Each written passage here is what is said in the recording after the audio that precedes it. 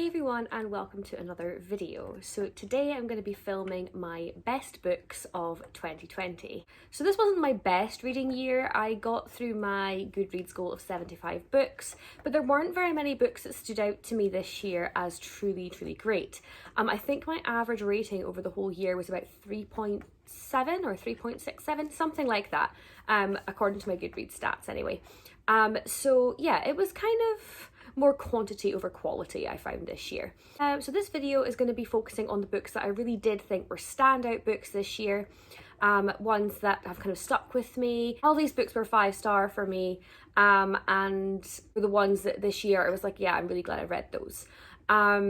So let's get started. But we'll start off with one of my favourite books of 2020, which I actually read right back at the start of the year. I read it in January, and it's a book that I think is absolutely fantastic and has stuck with me, was really powerful. And this book is called With the End in Mind by Catherine Mannix. So With the End in Mind is written by a doctor in palliative medicine. So Dr. Catherine Mannix has worked in many years in palliative care. So this is for patients who are usually receiving end-of-life care. Their conditions can't be cured. So this can be with cancer, it can be with other kind of long-term chronic illnesses, cystic fibrosis or MS or various illnesses. So obviously when you think of, medicine, you're going in, you're trying to get your conditions cured. But for some people, that your conditions are incurable, or you've exhausted all the treatments available to you and you're now receiving sort of palliative care and then progresses through to end-of-life care. Now, this might seem like the most depressing book you could possibly read. It's not, somehow. It's not. And I would actually recommend this book to a lot of people. I think it's so well written, so well done. So Dr. Mannix, she talks about various patients that she's had and, giving them the end-of-life care, helping support the family, all these kinds of things. They can be people in hospices, they can be people who have passed at home, they've, all these kind of different scenarios. And it's such an amazing book, and it's given me such an amazing look into sort of palliative care. And I think if I ever was a doctor, I think palliative care would be an amazing speciality to have. It would be, it was such a powerful book. So obviously death is such a triggering topic for many people, and I'm not saying that you wouldn't find this book triggering.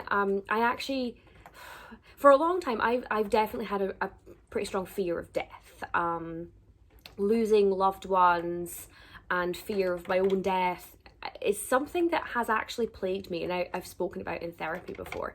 So it's something that has kind of fascinated me and terrified me for a long time. And this book made that better. It somehow made it better. A couple of years ago, lost my grandma, and she was such an important person to me. I adored this woman more than I can put into words. She was my best friend for a long time, my confidant, just one of the most important people in my life. And from a young age, I feared losing her and feared what would happen in life when I no longer had her around. And she passed a couple of years ago with stage 4 brain cancer. It was literally my worst nightmare. This was the thing that I'd been scared of for a long time. And I think part of me wishes that I'd read this book before I lost her, but equally I don't know if that was the right time. I think this book came to me at a good time, whereas I kind of processed that loss, and I'm at the point now where I think of all the good memories and not the last few months, which weren't great. I can think of all the good things now. But this book it was a really therapeutic book in a way. It addresses death in a nice way, in a comforting way.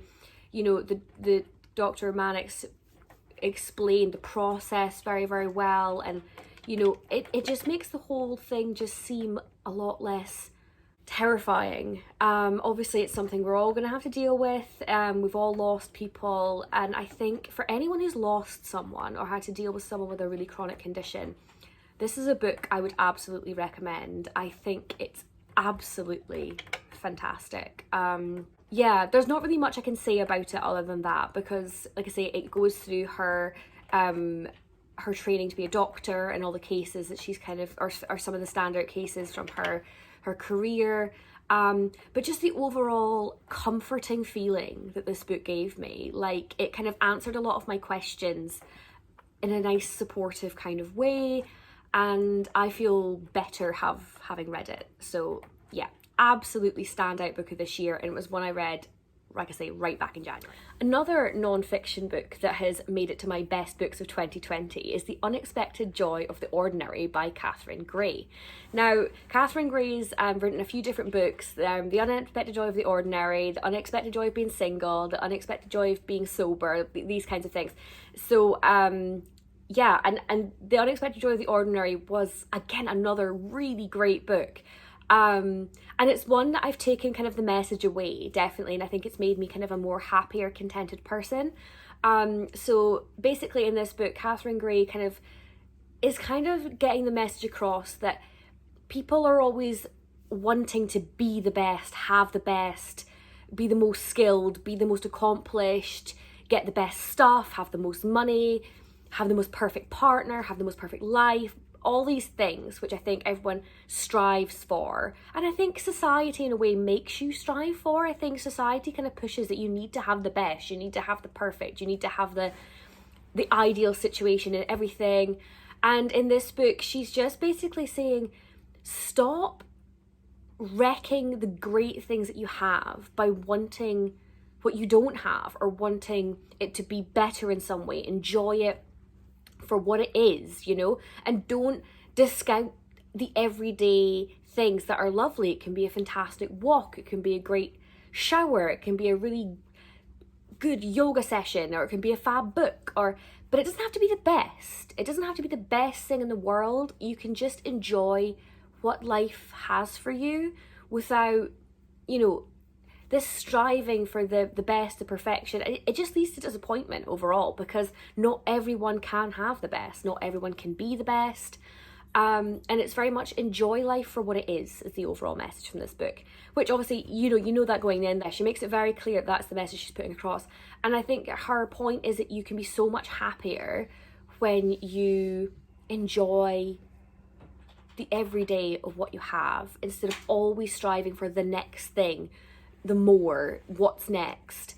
And again, it's a book I think, especially in this generation, I think everyone really should read this and try and come to terms with the fact that a lot of life is just living, and you should be enjoying all the little parts of that, and not just always working for the next thing. You know, you achieve a goal and then your head stuck down for the next goal, and it's like, no, just bask in what you've just achieved. You know, you don't need to go and rush all the time. You don't need to like rush your way through life all the time. And you know, I think people don't enjoy all the nice things they have because they're always thinking of what they need to get next, or what, you know, what life is in store for them next. And this is a message I've really taken on board this year, and I think it's a message I want to keep in my life. I'm quite a contented person, and I think, but I still feel the pressures from, you know, social media, from friends, from family, that we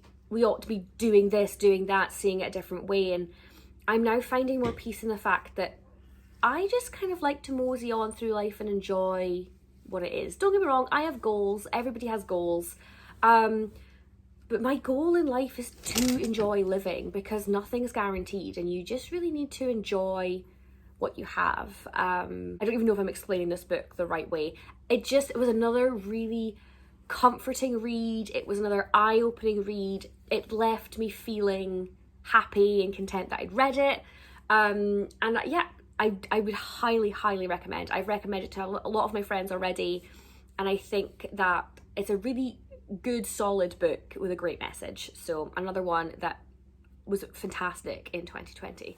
So the next book I'm going to speak about is from one of my favourite authors of all time, Tilly Cole. So this was My Maddie by Tilly Cole. This is the latest instalment in the Hades Hangmen series. This is an MC dark romance kind of series. I absolutely love it. I think pretty much every book in that series has been a 5-star for me, if not 4. It's been very, very highly rated the whole way through.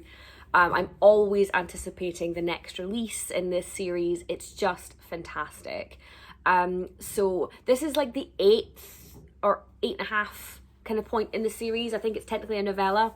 So I can't go into too much details about this book because obviously it would be very spoilery, but it follows a couple that feature in the main series. They've already had a full-length book of their own, Flame and Maddie, and just basically a continuation of their relationship. Something that's really nice about the Hades Hangman series is that it kind of follows different couples coming together, but also there's little novellas where it shows the next stage in their relationship, where they've gotten together, but here's what they're struggling with now. Here's their new problem. It's not just happily ever after, sorted, written off, move on to the next couple. It kind of goes back and revisits them and in a different new stage in their relationship. So that's what this is for Flame and Maddie. And I am such a sucker for the sort of tortured soul like trope in romances. So you've got like either it's usually the case of a woman and like the man is like some sort of tortured soul and suffered a lot, and she's kind of like his light basically, and that is definitely Flame and Maddie. It's my favorite trope. I love this couple so much. And yeah, getting the next kind of installment for them was just, it was everything I wanted it to be. I'm so biased. I love this series. I love this couple. So yeah, I would definitely recommend you going to check out the first book in the Hades Hangman series. I think that's called It Ain't Me, Babe. Such a good series to just completely get sucked into. It was a friend of mine that got me onto this author and this series, and I'm addicted. So yeah, I can't put too much detail into what this book is obviously about because it's too far into a series, too spoilery, but it was one of the standout reads of this year and I fully expected it to be. So absolutely loved My Maddie. So another book that I read this year that I absolutely loved was Me After You by Jojo Moyes. So Me Before You, everybody knows this book. I adore it. It's there was the story of Louisa Clark and Will Traynor, Will Traynor was a quadriplegic who really wanted to end his life, and Louisa was hired by his family to try and essentially change his mind, try and help him regain the love of life that he had before he had his accident. There's a film adaptation of this book. Everybody knows about it, and I think a lot of folk love it, a lot of folk hate it. I'm definitely in the love it camp. I thought it was amazing. Not my normal kind of read, but absolutely amazing. Made me bawl like a baby. So this is the second book, whereas after the events of the first book has taken place, and Louisa's trying to continue on with her life and basically just try and be positive and get her life back on track and stuff like that. And she's struggling quite a lot. I wasn't sure how I was going to feel about this book, but yeah, overall it was a really fantastic read.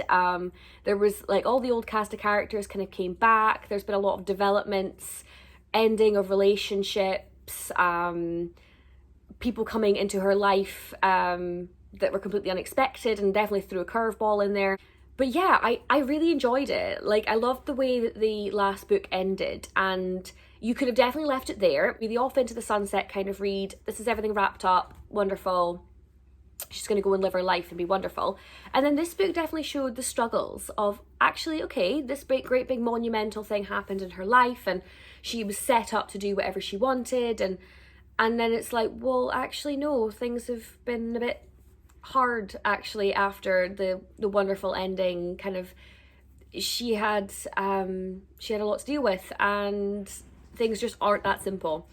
Overall, loved it. Fantastic book. I think there's a third installment called Still Me, which I will definitely be reading. I've tried other books by this author and they don't hold the same pull for me is this series. I think for me, this author, this is the series of hers that I love. But yeah, I really enjoyed this book, and I was a bit apprehensive going into it because a lot of people didn't like it. But for me, no, it hit the mark again, and I'm really excited to read the third installment because I think I'm probably going to like all 3 books at this point. So would definitely recommend Me Before You. It's a total tearjerker. If you haven't read it, it's a total tearjerker. Very sad, very hopeful, very... just so much feels. I literally was ugly crying by the end of that book, and this one didn't have the same, ugly cry at the end of it, but it was really hopeful and inspiring, and realistic. I really enjoyed it, so definitely a good one there. So another book from a favourite author of mine, Holly Bourne, was Are We All Lemmings and Snowflakes? So I love Holly Bourne. I'm trying to get through the books that she's written in the past to kind of catch up with the ones that I've not read since I discovered her. So this was the one I read this year, and it is so brilliant, so brilliant. So this one follows Olive, who has got lots of struggles with her mental health, and she ends up going to this sort of camp with a bunch of other sort of youngsters, or a bunch of other teens kind of struggling with their mental health. It's kind of an intensive treatment, things like that, and there can be lots of different people struggling with different things with their lives, and yeah, they just have lots of kind of group activities and things to try and make them feel better, help them get a more kind of better relationship with their mental health and improve their life and things like that. So Olive is hilarious. She's absolutely hilarious as a character. You just have to love her, and she's definitely got lots of issues and stuff. It's one of those books I can't really say too much about it without spoiling it. But she doesn't want to know her diagnosis. She's got a mental health condition, but one of her things is that she doesn't want to know exactly what that is, because it's like she doesn't want the label, and she doesn't want to just be put in the box of, oh, you have this, so that means you are this. So she wants to kind of deal with her mental health issues, but without actually knowing exactly what they are, which is quite a fascinating thought to me. Like, I've obviously had issues with anxiety and depression myself, and I have wanted to find out everything about it, and I kind of want to fit into the box. Like, I want to read about other people who fit the pattern, who think the way I do. It makes me feel better about myself. And there's another friend of mine who's got a different set of issues to me, and she's the same. She wants to really understand why she thinks and feels the way she does, and feels comforted knowing that she, again, fits into a box in a way.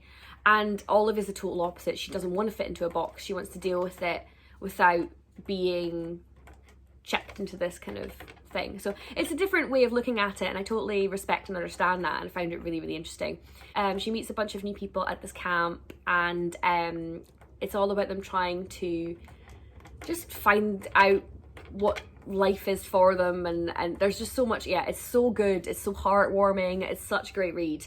I absolutely adored it. Yeah, I couldn't recommend this author anymore, and I thoroughly enjoyed this book, so would absolutely recommend. Next one that I'm gonna say was a fantastic book for 2020 was the latest installment of the Maeve Kerrigan series. So if you've watched my wrap-ups this year, I reread the entire series this year, but the latest installment that was actually published in 2020 was The Cutting Place. This one follows Maeve as she's looking into the death of a journalist who was looking into an elite and secretive gentlemen's club called the Chiron Club, and it's got lots of very wealthy and influential members. So Maeve wants to find out what Paige perhaps found out that caused her to lose her life. So this book is fantastic. It is one of my favourites in the series as a whole. The plot is fantastic. It totally draws you in.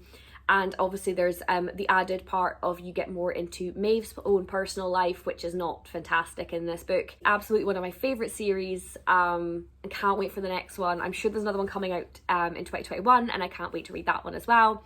If you haven't read any of the Maeve Kerrigan books, please check out this series. It is so good. If you like kind of the crime thriller kind of book series, it's just so fantastic. Can't rave about it enough. And I'm not surprised that this made it onto my best books of 2020 list, because none of her books have disappointed me so far. Fantastic. So a book that I'm going to put on this list, actually, that I'm just throwing in there, it wasn't a book that I planned on talking about, but I'm going to throw it in there anyway because it had a big impact on me. And this is a book that I've rated 4 stars instead of 5, but it's a very, very good book. So this is The Worry Cure by Robert Leahy. This book kind of covers sort of 7 steps to stop worry from stopping you. And it's a really short book. I listened to this as an audiobook and it was about 3 hours, 3.5 hours, something like that. And he kind of just goes through the general principles of worrying and kind of patterns of worry, the way we worry, why, and ways of kind of talking yourself off that ledge if you just got this panic building, like, you know, certain, like, you know, one example I can give that really resonates with me is I can't deal with uncertainty. So I worry about things more when I don't have a set outcome, and I can deal with a bad outcome better than dealing with the uncertainty that may still resolve in a good outcome. I would almost rather have the answer now and have it be a bad outcome because then I can deal with it. You know, you can also deal with things of like, oh, there's a worry, so I'm going to bury my head in the sand and not deal with it at all, or, you know, just certain things, the way that you kind of, your brain spirals into these worrying patterns. And I loved this book. It was a really, really good book. I really enjoyed it. It was very clear and concise and short. And it's one I'm going to reread again. And I think as far as 2020 goes, this was a really, really good book to read and I would highly, highly recommend.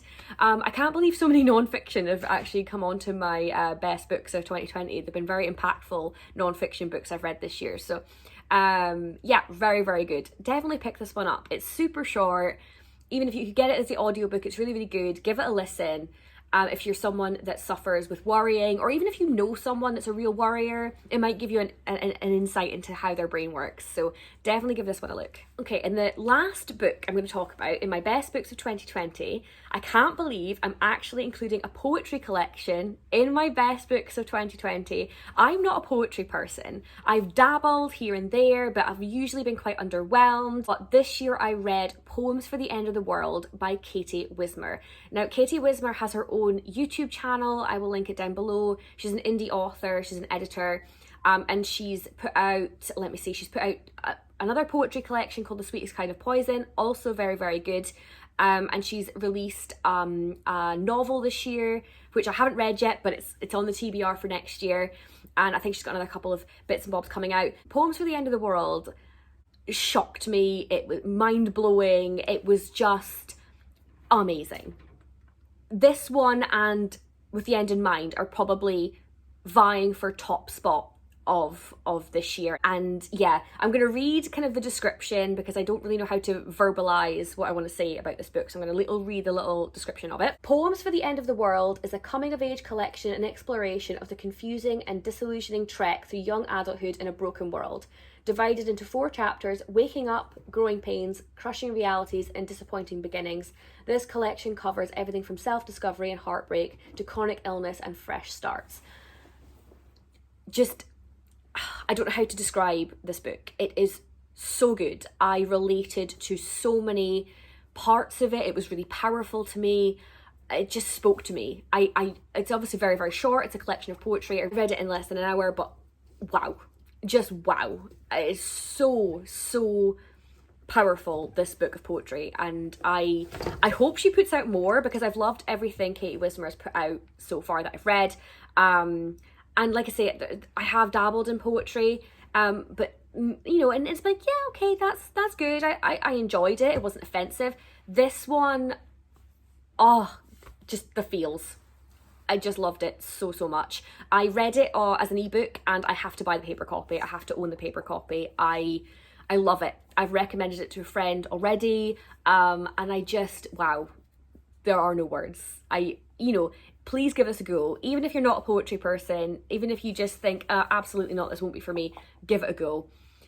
I can't imagine there's not something in this book you can connect to. Really, really good, fantastic. My favourite poetry book ever. I have read a few, I just never really rated them that highly. I think her last collection, Sweetest Kind of Poison, I think I rated that, it was either a 3 or a 4. I really enjoyed it. I definitely enjoyed this one, but this was standout. This was Yeah, very, very good. So I'm glad to be ending on a great note. So these were my best books of 2020. Like I say, the collection of books that I really hit me or moved me was very, very small this year, but the ones that I did enjoy and thought were fantastic were really up there, like fantastic books. So hopefully you'll find something on here you'd like to give a go to. If you are interested in any of these books, let me know if you've read any of them or if you're keen to go read any of them. I'd love to hear what your thoughts were on any of these books. So I will leave it with you there. Hope you enjoyed this video and I will see you again soon.